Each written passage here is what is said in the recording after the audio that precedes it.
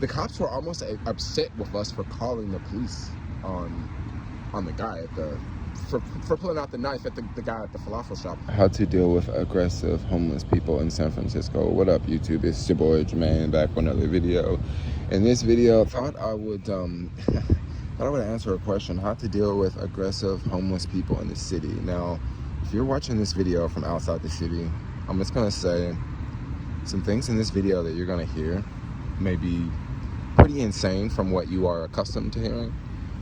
You may live in a place where, you know, if you call the police on someone, the police may show up, right? You may live in a place where if you call the police on, if certain people call the police, maybe the police will show up even faster, right? Here, I don't exactly know if it works that way. I mean, I'm pretty sure if certain people call the police probably would show up faster. Like if it's a security guard, if it's other police, maybe they'll get here faster. But if you ever have any, you know, problems on the street, the police are not going to be the people that you're going to call. The best thing to do is to identify the problem and then try to avoid the problem. Okay, you want to try to avoid the problem before it escalates. So first off, I'm going to share a little story. So yesterday, I was hanging out with some bikers. It was about, I don't know, maybe about 8 of us sitting down in one of the places around the city where the bikers normally meet at. If you know where that place is, you know where it is, or you know where one of those locations are. So I'm all hanging out. It's a lot of bikers. Everyone's around. Some people lock their bikes up. Some people don't lock their bikes up.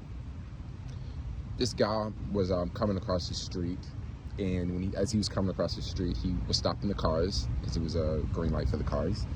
And he, you know, casually crosses the street. He's very aggressive. You know, he's not wearing a shirt. He's very angry. He's screaming at people. He's yelling at people. And he walks up to our group. And there's another guy sitting next to me, and he just lit up a cigarette. Actually, he didn't light up a cigarette. He lit up a roll-up, like he rolled up his own cigarette. And when he rolled up his cigarette, the guy that crossed the street walked up and was like, "Give me a cigarette," right? So the guy sitting next to me, his response was, "Oh, I don't have a cigarette," because he actually did not have a cigarette. He had a roll up, but he didn't have a cigarette. Okay, so cool beans. This guy's very aggressive. He's up in our group, and you know, it was definitely some people in the group that was pretty pissed. You know, there was one guy standing over there, looked like he wanted to go knock him out, right? But no one was saying anything. Everyone was just keeping it cool, because you got to just realize the situation here. This is someone who is, I don't know what's going on with this person that just crossed the street. I don't want to say homeless. I'm just going to say camper. I don't know what's going on with this person, this camper. But of course, they're very angry. And if they're walking out in the middle of the street, walking out into the middle of the street and you know, being almost about to be hit by cars, obviously they don't really care that much about themselves and don't really care that much about their lives. So people like that, you really want to be careful, you know, when you're around people like that. And that's pretty much what everyone in the group did. Everyone in the group, no one really said anything. Everyone basically just wanted the guy to go away. But this brings up another question. What if you're a tourist? What if you're a tourist? Like, I've actually seen it in the city. I've seen, you know, homeless people like walk behind people and like follow people. I've seen people turn around and say, "Stop following me," and there's like a homeless person behind them following you. So what do you do in that situation? It can be very, very tough. It can be very, very tricky. Sometimes it can be very difficult to tell, like, if you're going to be in a bad situation. But first off, these are just some of the things I do. And the reason why I was inspired to make this video is right now, as of the filming of this recording, I'm sitting in the same place that we were sitting yesterday morning, and another guy comes up to me. This guy doesn't have a shirt on. This guy has a metal rod in his hand, and he asked me, you know, for a cigarette. And I said, "I don't have a cigarette." And he's looking at me, and he's not aggressive, right? He's not like screaming and yelling, but he's looking at me like he wants to, like, you know, punch me in the face or something. And I'm just sitting back and looking at him, and I'm just, you know, got my sunglasses on. I'm looking at his body language. I'm looking at his hands. I'm looking at his stance. I mean, are you about to charge at me? You know, are you about to hit me with metal rod in your hand? You're walking around with no shoes on. And you also, or maybe you do have shoes, but you have no shirt on. and you have a metal rod in your hand. You don't have a backpack, you don't have a phone, and yet in San Francisco, this sort of attire is completely okay.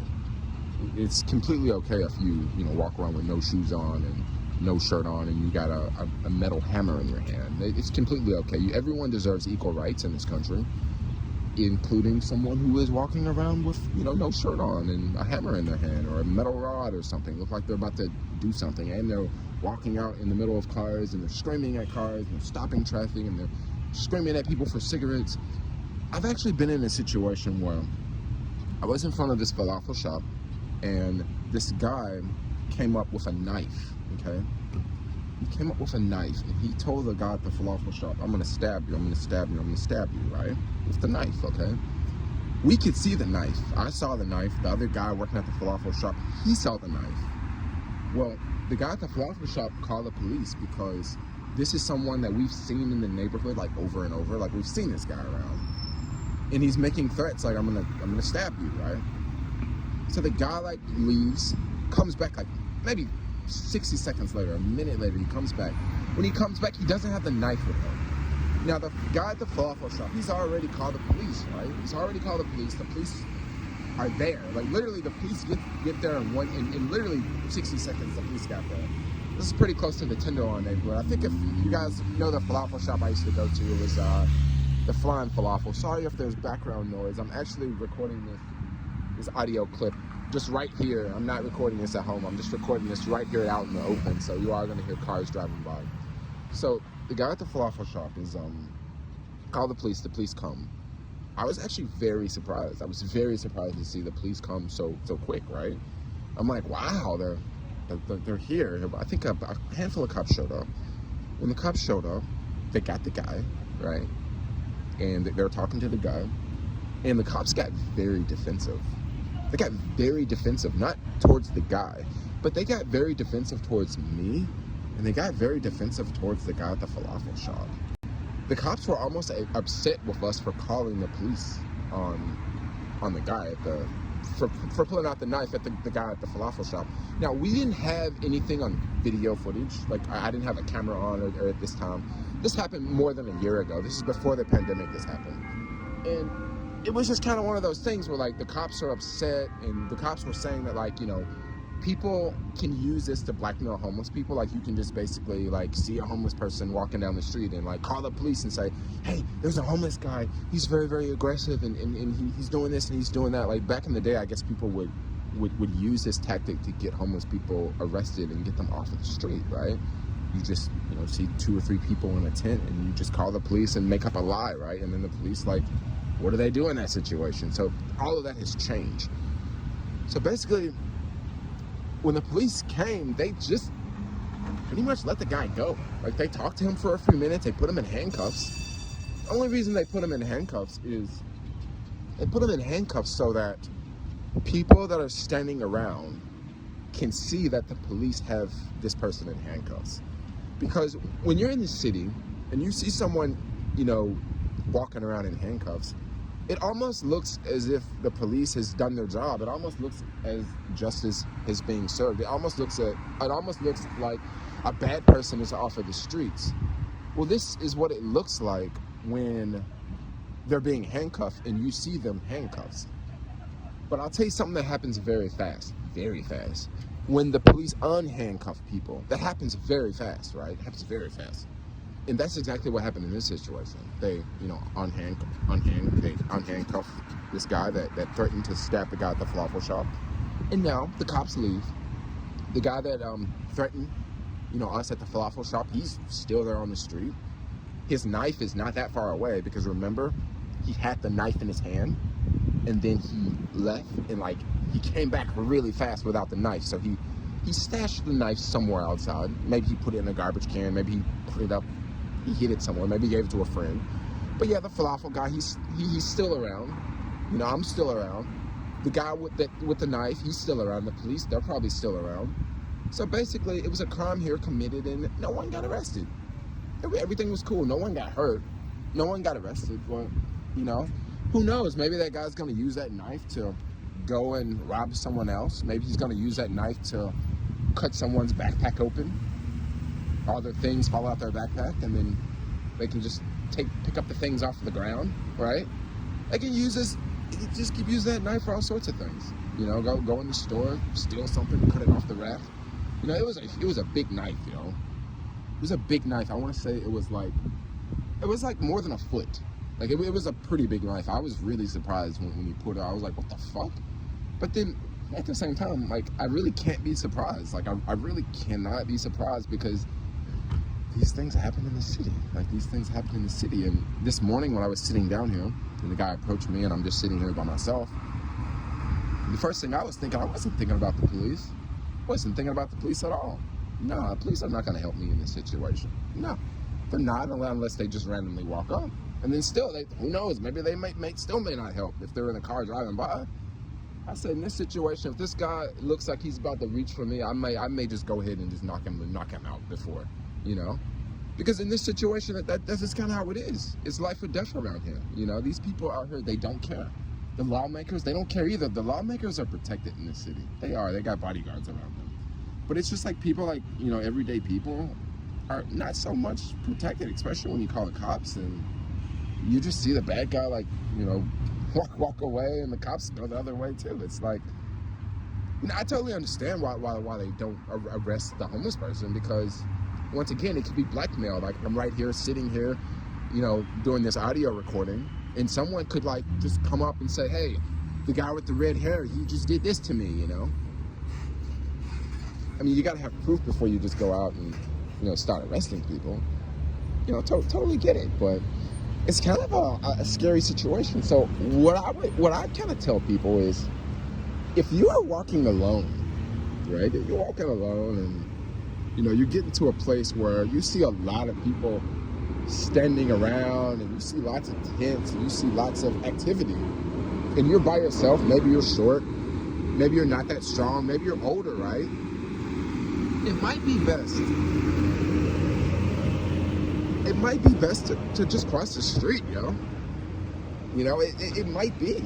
Because a lot of times, if I see a lot of commotion on one side of the street, and I'm alone, and I see people, they have dogs, they have weapons, and when I say weapons, I'm not talking about, like, I see them with an actual weapon, but they have something that can be used as a weapon. You know, you see someone with a skateboard, but they don't look like they skateboard, okay? That skateboard may be used as a weapon. Or you see someone, you know, walking around with a baseball bat, right? Certain things are very out of place in the city. If you don't have street smarts, maybe you won't even think about these things. But when I'm in the city and I see someone walking down the street with no shirt on, and it's cold outside, everyone else has a jacket on, and this person has no shirt on, and they also have a baseball bat in their hand, street sense is telling me that this person is probably up to no good. Street sense is telling me that this person is probably not going to play softball or baseball. This person probably has this baseball bat for a weapon, or to be used as something else. But once again, in San Francisco, you know, this is a place of equal rights, and, you know, you can have all the equal rights you want. Just like me as a black person, I can even come out and say, I don't identify as a black person anymore. I identify as Caucasian. You can say these things now. You can do whatever you want. I know people that say that, yeah, you know, I don't identify as a mother, right? I'm not a mother anymore. I mean, you can identify as you're not a mother after you've already had a kid. You can do whatever you want, you know? So this is kind of how it works now. You got to give people equal rights. If you see someone looking sketchy, you know, maybe you don't want to just say that they look sketchy, but, you know, use your own common sense. You know, maybe cross the street, you know. If you see people that look completely out of place, I mean, don't just think that, you know, someone donated a $1,500 Gucci bag to a homeless person. I mean, don't just think that. Like, use common sense. Maybe that person stole it, you know. I mean, I don't know. I mean, I don't think common sense is so common anymore. But in this city, it's wild, yo. Try to identify problems and steer clear away from those problems, and you should be okay. You should be okay. But I definitely hope that the situation here improves. Sure hope the situation here improves, because, you know, I'm definitely starting to see a lot of, you know, a lot of, you know, characters on the street that are kind of different characters I really haven't seen. And now we're getting more tourists in the city, and I can tell tourists, because tourists, they look like tourists, yo. They do. And I'm not the only one that can tell tourists. I think most people in this city can tell tourists, including the people that are doing the bad stuff. So if you're a tourist, just, you know, dot your T's, cross your I's, and yeah, keep a positive mindset. Come to the city, have fun. You know, be real careful about, you know, leaving your suitcases in your car in Fisherman's Wharf neighborhood, because it'd be going down over there. But anyway, guys, I just wanted to make a quick video talking about, you know, more drama and that's it. More city stuff going on. But anyway, like, comment, subscribe. I want y'all to be safe out here on these streets, because I don't know what's going on. These streets are brutal, yo. I'm out. Peace out, yo.